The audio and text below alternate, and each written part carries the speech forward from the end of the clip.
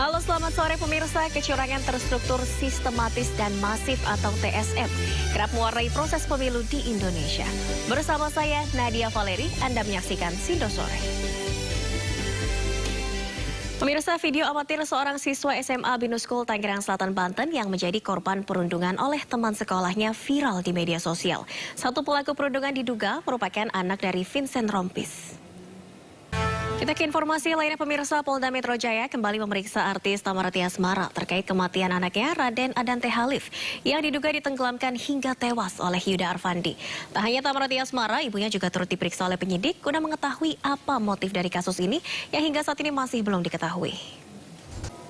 Pemirsa, sidang pra-peradilan jurnalis senior Aiman Wicaksono kembali digelar di Pengadilan Negeri Jakarta Selatan.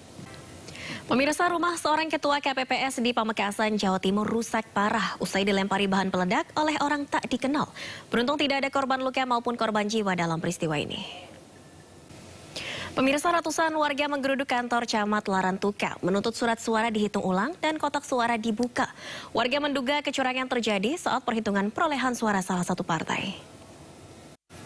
Pemirsa, seorang anggota KPUD di Musirawas Utara, Sumatera Selatan diserang demonstran yang memprotes dugaan kecurangan pemilu. Masa meminta penghitungan suara ulang untuk pemilihan anggota DPRD Kabupaten.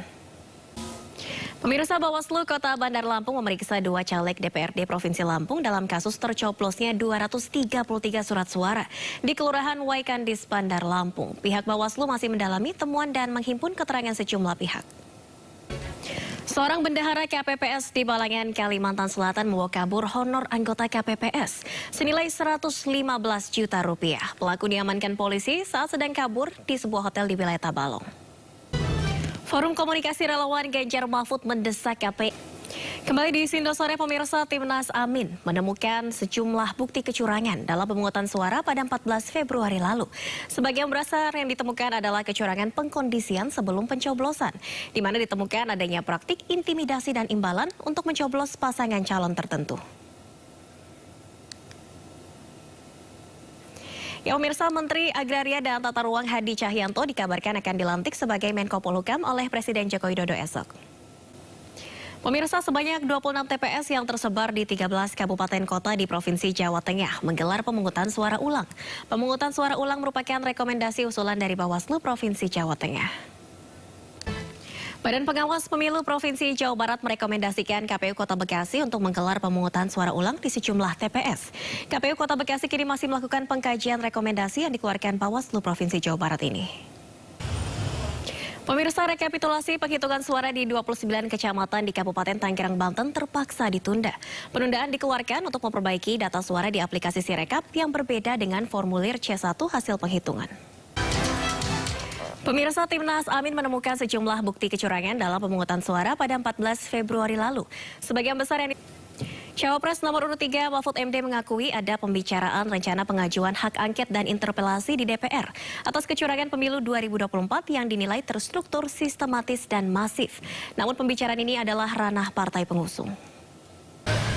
Forum Komunikasi Relawan Ganjar Mahfud mendesak KPU melakukan pemungutan suara ulang karena banyaknya dugaan kecurangan di Pilpres 2024. Mereka berencana melapor ke Bawaslu dan Mahkamah Konstitusi terkait dugaan kecurangan ini. Ya, pemirsa, banyaknya laporan dugaan kecurangan dalam pelaksanaan pemilu menimbulkan pertanyaan, mungkinkah pemilu diulang? Kita akan membahasnya lebih dalam sore ini bersama Direktur Eksekutif Timnas Anies Muhaimin, ada Bang Zuhad Aji Firmantoro, Tim Hukum dan Advokasi TKM Prabowo Gibran dahulu, Bang Rinto. Ini kan kalau sesuai timeline KPU, ini nantinya untuk rekapitulasi akhir baru akan Presiden Joko Widodo terkait Hari Pers Nasional 2024.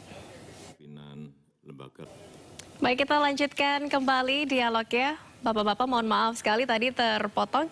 Kita ke Bang Hendara. Partai-partai di Koalisi Perubahan pendukung paslon nomor urut 1 siap menyatukan langkah memperkuat inisiatif hak angket DPR terkait kecurangan pemilu 2024. Mereka menunggu langkah dari PDI Perjuangan sebagai partai terbesar di DPR untuk mengusulkan hak angket ini.